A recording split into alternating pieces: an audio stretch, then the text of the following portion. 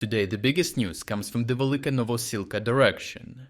Here, with their offensive in Pokrovsk stalling, Russian forces needed a new way to project strength and maintain the theater-wide momentum, turning to Velyka Novosilka and launching massive assaults to shift attention away from their failing efforts in the north.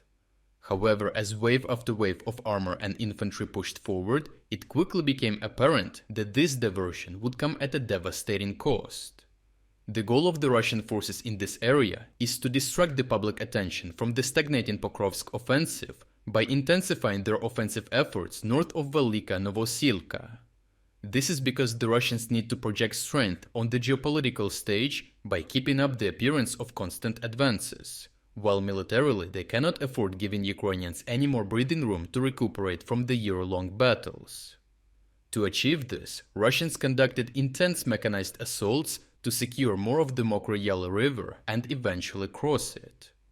By securing these positions, Russians would have a staging ground to assault the dense Ukrainian network of fortifications north of the river. As these positions greatly assist Ukrainians in striking Russian logistics at Velyka Novosilka, pushing the Ukrainians back would greatly help the Russians turn Velyka Novosilka into a forward base of operations for future advances.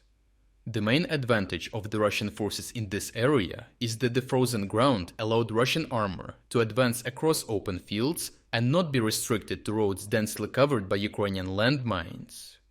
This enhanced freedom of movement meant that Russians could spread out and attack several Ukrainian strongholds simultaneously, overwhelming Ukrainian positions, which were already in a vulnerable position, being spread out so far from the main line. However, Russian forces still suffer from severe disadvantages. Continued Ukrainian drone and artillery strikes on Velyka Novosilka effectively prevent Russians from using it to launch their attacks. This means that Russians must rely on hubs located much further away, such as Prechestivka or Vuhledar, which are located over 20 to 30 kilometers from the front. This extended route also lacked significant cover, allowing Ukrainian drone reconnaissance units to detect the Russian assaults already on the approaches, communicating coordinates to the artillery in advance. Additionally, if we look at the topographic map, we can see that Ukrainian positions on the western bank of the river would be able to effectively observe and target Russian assault groups with Javelin anti-tank guided missiles. Combat footage from the area reveals the movement of a column of 8 Russian armored vehicles, initially advancing along the road. The lead tank struck several remotely placed landmines, halting the column and exposing the vulnerable armored personnel carriers to kamikaze drone strikes. As a result, the Russian vehicles prematurely dismounted their infantry out of fear of being struck, leaving them to attack independently without fire support. The dismounted Russian infantry then made it across the frozen river, moving towards Ukrainian trenches as they were promptly targeted by cluster munitions, eliminating most of them before they reached the position, as FPV drones and small arms fire cleared out the rest.